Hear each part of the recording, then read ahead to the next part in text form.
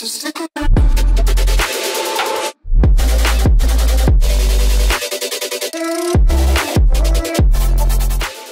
regards to the experiences in prison, one thing I was fascinated about was how you managed to train in prison. Did you have equipment? You mentioned like limited food. Like, I'm sure obviously like this is mainly a fitness podcast, as you're in a fitness background.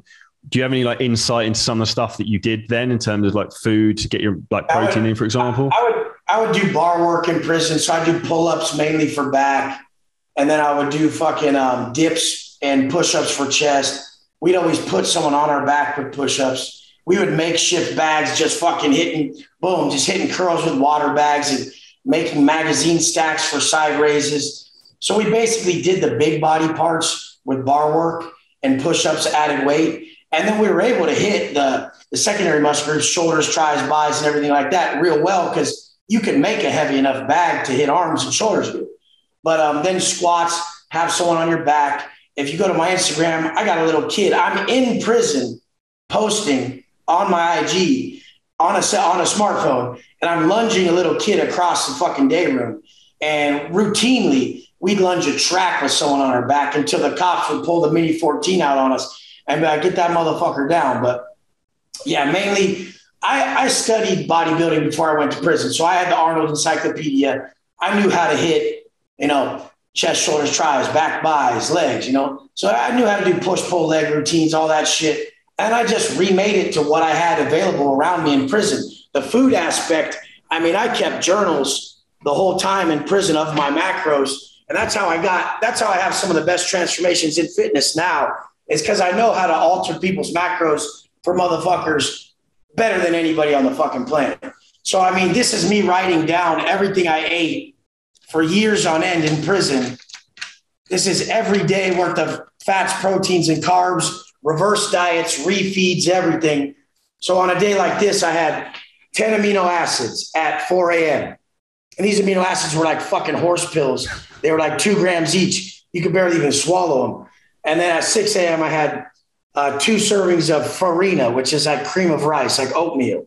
And then I had 2 servings of fruit. And then at 8 a.m., I had 6 more aminos. At 11 a.m., I had 6 aminos, some cereal, 2 state milks. At 12 p.m., I had 3 eggs, 2 patties, and 4 pieces of bread and a hash brown. I was obviously in some form of reverse phase right here where I was putting on size. For the whole time in there, I lived my life in a cutting phase and a reverse diet to bulk and put on size. Everybody on the street should either be cutting or reversing. They're just so simple-minded. They don't even know what's on their plate yet. So there's no way they can live their life cutting and reversing. So then you get these guys who they're 200 pounds, a sack of shit at 200 pounds. And they're like, hey, Wes, I don't want to get too skinny. I'm like, motherfucker, you are skinny. You've never ate proper macronutrients or trained in a hypertrophy manner. You are the same size as you were in high school, motherfucker, with a bunch of fat. Like everybody who's never trained like a bodybuilder or trained, you're basically your post-pubescent weight plus a bunch of body fat. How the fuck could you have put on muscle? What the fuck did you do? You ate how? You trained how? You don't have muscle, motherfucker. That's why I tell these fake buff motherfuckers, they think they're swole and they ain't got no bicep vein popping like me and Charlie. And I'm like, bro, you're fat. Like, if you ain't veiny, you're fat. And they're like, no, I'm big. No, you're fat. You have no veins. And they're like, well, I'm not trying to. Yeah, you are. You're just not doing it. That's the biggest problem, is the delusion out here. Motherfuckers want to live a certain way and be a certain way, but they won't do the fucking work. So they denounce that they ever wanted it in the first place. Not one man last night went to bed and said, I want to wake up fatter with less money and less disciplined, a bigger drunk. Not one man said that before bed. But then their actions the next day bring them right into that. It's fucking mind-boggling. Cognitive dissonance at its finest. One of the things I find highly amusing as well now is the scenes. I noticed a lot when I was in Canada for 4 to 5 weeks. There seems to be a movement of guys who train a bit, who are very overweight, who call themselves power lifters, but they're not actually very strong, but they're just fat. Yeah, it's really just, it's sad that people have such a shoddy work ethic, because in all reality, if you want to be fulfilled in life, this is the equation.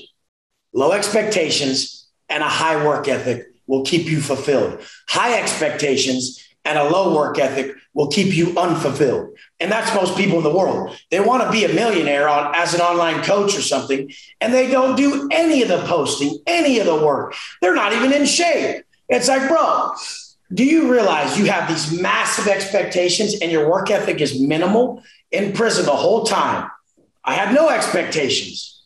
What expectations did I have? I'm in prison. The only expectation I had was to work my fucking ass off every day to feel good. Like, I didn't even care how I looked really, because there was no fucking mirrors. There was no women. There was no pool party, no beach. There was no reason. So it wasn't even about that. It was about feeling fucking great, getting that positive mental attitude, raising my rate of vibration. The byproduct was I was jacked.